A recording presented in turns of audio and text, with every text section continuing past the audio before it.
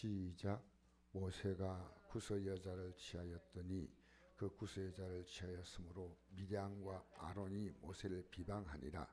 그들이 이르되 여호와께서 모세에게만 말씀하셨느냐 우리와도 말씀하지 아니하셨느냐 하며 여호와께서 이 말을 들으셨더라. 이 사람 모세는 온유함이 지면의 모든 사람보다 더하더라.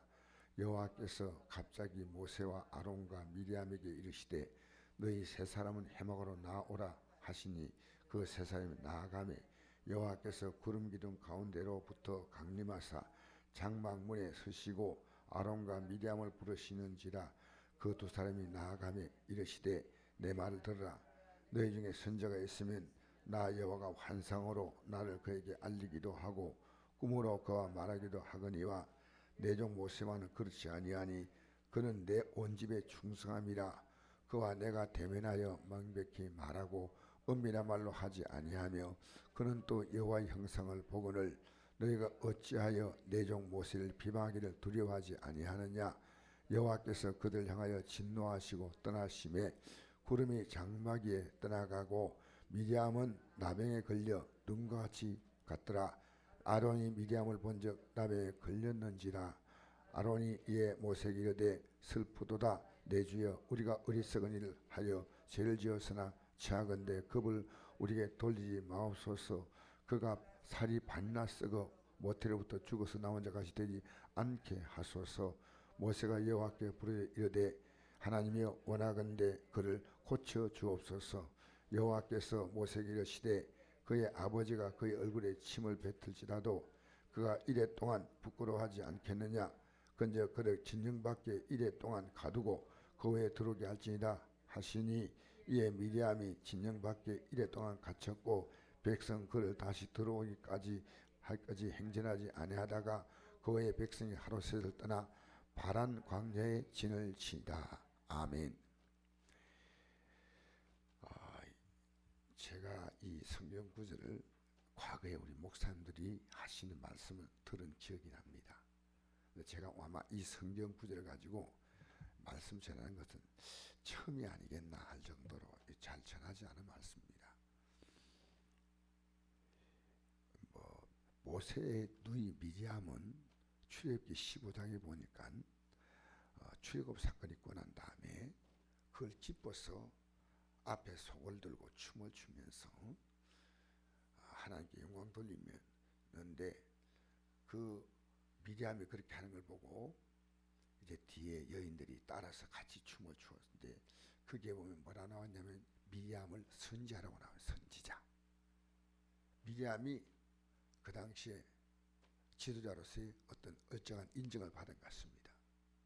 근데 이 미리암이 모세가 구스 여자를 취했다는 말은 에티오피아 여인입니다.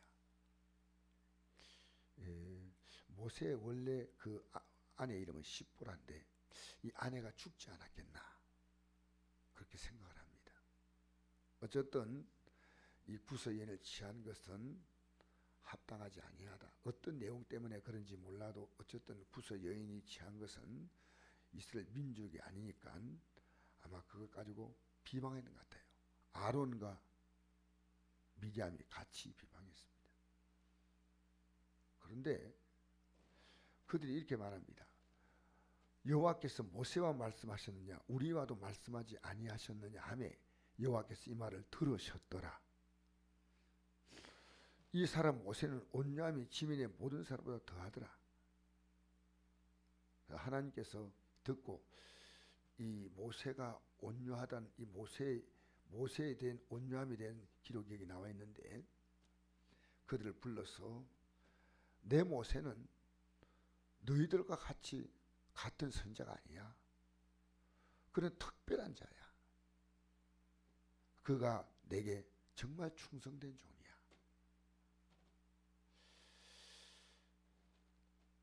왜 모세를 비방하기를 두려워하지 않느냐. 그가 하나님께 충성되었으면 내용은 분명히 무슨 뭔가 문제가 있는 것 같습니다. 누가 보더라도 비판할 수 있는 어떤 판단거리가 있는데 이 모세가 주의 종이라는 그걸 넘어서서 하나님의 집에 충성된 자다. 충성된 자. 이게 굉장히 중요한 단어입니다. 충성된 자인데 이 사생활이에요. 사생활인데 구서연을 취했다는 이것 때문에 뭔가 사연이 있는데 비방하자 하나님은 아론과 미리암 가운데서 미리암에게 나병이 걸리게 해서 살이 반나 썩었어. 순식간에 이게 이루어진 겁니다. 그래서 하나님은 미리암에게 망신을 준 겁니다. 얼굴에 침을 뱉어도 7일 동안 1일 동안 부끄러워하지 않겠느냐. 온 이스라엘 백성들이 이 미리암이 이 나병에 걸린 걸 아는 거죠. 왜? 행진을 멈춰버린 거예요. 일주일 동안. 왜 이렇지? 미리암 때문에 그렇게 된 거야. 미리암 문둥병에 걸렸어. 여러분 얼마나 창피하고 부끄러운 일이에요. 근데 제가 이 내용을 보면서요, 14장에 가니까 이스라엘 백성들이 이 13장부터 시작해서 이제는 이게 연병처럼 번졌어요. 13장에 가나안 땅에 올라가자 할 때 못 간다 하는 불평이 나오고 14장에 온 이스라엘 백성들이 전부 모세에 대해서 대적하는 겁니다.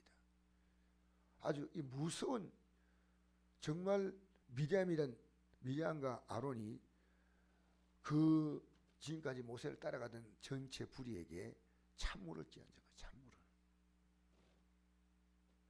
그래서 14장에 이스라엘 백성들의 행진이 멈춰지고 이스라엘 백성 전체가 이제 가나안 땅에 들어가는 것이 멈춥니다. 16장에 들어가면 아론과 16장에 들어가면 나단과 이게 쭉 나오더라고. 제가 보니까요. 고압 자손 고라와 그 다음에 다단과 아비람과 빌렛 이들이요, 모세 너만 대단한 사람이냐 하고 반역하는 겁니다.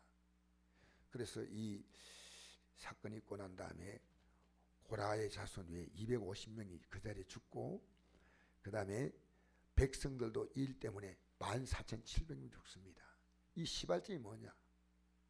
미리암의 반역입니다. 여러분 2019년을 넘어가기 전에요, 교회가 주의 종이 하나님 뜻대로 이렇게 나가려는 데 대해서 교회가 한마음이 돼야 돼. 교회가 이 소리 저 소리가 나오면 안 돼요. 제가 굉장히 판단을 잘못하고 간다면 여러분 저에게 찾아와서 얘기해 주십시오. 제가 얼마인지 고칩니다. 성경에 기록된 내용 가운데 제가 거역하는 문제 같으면 저 고쳐야죠. 그러나 방법론은 이렇게 할 수 있고 저렇게 할 수 있습니다. 수많은 교회 방법론이 있습니다. 여러분 제가 완벽하지 않으니까요, 건의하시면 제가 여러 가지, 이번 우리 수요 예배도 제가 나름대로 수요 예배가 1월 1일 송구영신 예배 겸해드리니까요, 수요 예배를 없애기로 했습니다. 그래서 주보를 보면 뭐 예배를 한 번 더 드리면 좋겠지만은 수요일은 한 번에 예배 드리면 됩니다. 그래서 제가 자정에 드리는 예배가 수요 예배로 그렇게 정했습니다. 예배를 많이 드리는 것도 중요하지만 더 중요한 것은 하나님 앞에서 꼭 드려야 할 것은 드려야 한다. 그래서 보다 교회가 너무나 이 어떤 율법적인 데 매이는 게 아니고 하나님이 원하시는 그 뜻 안에서 살아갈 수 있도록 우리의 예배가, 우리의 모든 교회의 흐름이 이게 아주 미련하게 흘러가야 됩니다. 한 사람 두 사람 소리 내기 시작하면 교회는 걷잡을 수가 없습니다. 누가 말하죠? 다 말할 수 있는 권리가 있지 않습니까? 우리 교회가 그런 질서가 써야 됩니다. 그래서 앞으로 저는 제가 광고 안 하고 광고할 분을 세우려고 생각해요. 교회도 어떤 모양인지 제가 하고 있는 일을 많은 부분을 성도에게 제가 맡기고 싶고, 그래서 교회가 아름다운 이 영적인 흐름이 있어야 됩니다. 장로님들이 장로에 가면 굉장히 그 어떤 교회를 이끌어가는 이런 분이 있어요. 행사를 많이 합니다. 근데 제가 볼 때는 그 행사하신 장로님들이요, 기도 많이 하는 분이 아니에요. 목소리가 세요. 전 정말 우리 교회에서도 어떤 일 하면서 충분히 기도하고 기도한 분이 그 이 얘기를 하면 제가 잘 오히려 그분들을 제가 참 이게 참 아름답게 교회를 위해서 이렇게 충고하는구나. 기도가 빈약인 사람이 말하면 안 됩니다. 교회는 중요한 건 깊이 기도해야 됩니다. 어떤 결정을 해서 저희들이 말할 때 저보다 더 기도하시는 분, 영어로 깊은 기도라면 이게 출애굽 사건에 이스라엘 백성이 가나안 땅에 못 들어간 그 빌미를 만든 게 미리암의 반역입니다. 미리암은 모세와 그 모세 누이입니다. 누이. 이게요, 아름다운 역사는 빨리 퍼지지 않지만 나쁜 것은 연병처럼 퍼져요. 교회가 이렇게 제가 우리 교회가 어떤 큰 위로의 위기에 섰을 때 그때 한 분이 나와서 저인데 강력하게 뭔가를 요구하는데 그 모양새가 참 아름답지 않았습니다. 그래서 제가 그걸 막았습니다. 지나고 보니까요, 제가 그때 그분이 기도하지 않는 분이었습니다. 사실은 그분이 하는 말을 들어주면 편할 건데 제가 듣지 않았습니다. 제가 지금 생각하니까요, 그때 들어주었다면 우리 교회가 큰 어려움을 겪었을 것입니다. 교회는요, 질서가 있습니다. 하나님은 어지러움이 하나님 아니라 질서의 하나님이신데 저도 가능한 한 우리 성도들을 개인적으로 얘기보다는 하나님 말씀을 가지고 이 말씀이 나가니까 우리는 말씀 따라가는 거예요. 어떤 경우도 제가 이 하나님 말씀을 가지고 어떤 사람을 질책하거나 하지 않습니다. 이 말씀을 가지고 하나님 말씀이 이렇게 말하고 있으니까 우리가 이 말씀을 따라가자. 그뿐이에요. 만약에 누구를 겨냥해서 말한다면 하나님 말씀이 아니고 목사의 사사로운 의견입니다. 여러분, 하나님 말씀이라면 아멘하고 따라가셔야 됩니다. 교회가 가장 아름다운 교회는요, 질서가 선 교회입니다. 다 자기의 의견인데 다 한마디씩 해버리면요, 교회도 다 세상에서 보면 자기의 자리에 서서 나름대로 자기 일을 하시는 분들이 왜 자기 의견이 없겠습니까? 그래서 제가 지금도 이런 생각이 듭니다. 제가 이름은 밝힐 수 없는 어느 교회 장로님의 얘기인데요. 새로 장로님 되신 분이 일어나서 목사님에게 자기 의견을 딱 바로 피력을 하니까요, 원로 장로님이 그분 등을 엉덩이를 치면서 이렇게 등을 치면서 앉으라고 나중에 이래 돼요. 우리가 할 말이 다 있지만 정말 기도하고 이거 꼭 할 말이 아닌 것 같으면 하면 이 교회가 어떻게 가겠냐고. 그런 것은 말할 때 조심하셔야 한다고 하고 원로 장로가 그 얘기를 해주더란 그 얘기를 제가 들었습니다. 여러분, 정말 교인들은요, 우리 한마디 한마디가 하나님의 뜻을 이루느냐, 덕을 세우느냐, 질서를 세우느냐, 이게 중요한 겁니다. 진리는 양보하면 안 됩니다. 방법은 틀린 것과 다른 것이 있습니다. 다른 것은 틀렸다고 말하면 안 됩니다. 목사는 제가 옛날에 송학수 목사님 이런 얘기를 한 게 기억납니다. 제가 이 간증한다고 여러분 시비하지 마세요. 왜?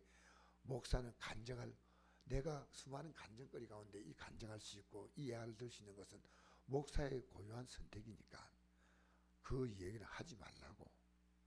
그게 어떤 예화를 듣는 것보다도 나는 하나님 말씀을 전하는 종인데 그 예화를 선택하시는 것은 여러분이 물어볼 수가 없다고. 그런, 제가 우리 안동에 와가지고 설교할 때 그 얘기 듣고 저분이 저런 것 때문에 통제를 많이 받고 있구나, 그런 생각을 했습니다. 간증 하나까지도 시비를 건다는 거죠. 여러분, 우리는요 2019년 넘어가면서 우리 교회가요, 저는 여러분이 정말 이 진리가 아닌 부분에는 여러분에게 하고자 하는 것을 많은 부분을 제가 협력해 드리려고 생각합니다. 그러나 진리에 대해서는 저는 냉정하지만 진리가 아닌 데 대해서는 여러분 따라 주셔야 됩니다. 그래서 우리가 앞으로 재직회를 저는 정상화시키려고 생각합니다. 그리고 교회가 어떤 문제가 생기면 목사가 나서는 게 아니고 치리권도 발동하려고 생각합니다. 잘못됐다 할 때 앞으로 교회가 그런 질서를 잡아가지고 치리하는 것은 뭐 다른 것보다는 교회가 어떤 어긴데 있으면 같이 모여서 언론에서 저 혼자보다는 해서 어떻게 하면 가장 좋은 방법이 있을까? 그게 치리입니다. 뭐 사람을 뭐 어떻게 벌 준다 그게 아니고요. 가장 아름답게 교회를 이렇게 재직회를 운용해서 교회가 필요한 일들을 잘 감당하도록 해서 저는 우리 성곡교회가요 평안한 교회, 안정된 교회, 질서가 있는 교회, 이것이 2019년 넘어가면서 오늘 아침에 제가 이 말씀을 전하면서 여러분이 교회가 이런 아름다운 질서가 세워지게 되기를 주의 이름으로 축복합니다. 그 질서 앞에서 여러분 잘 순종하시고 다양한 의견은 수용하지만은 그 다양한 의견이 교회에 강력한 주장이 되어서는 안 되고요. 서로 협력해서 어지간하면 서로 양보해서 이래서 이렇게 의견을 잘 조율하는 이런 교회가 된다면 참 좋겠다 생각합니다. 여러분 우리 아름다운 교회를 지향하면서 2020년 향해 나아가십시다. 기도하겠습니다. 좋으신 아버지 하나님, 교회가 아름다운 질서가 서는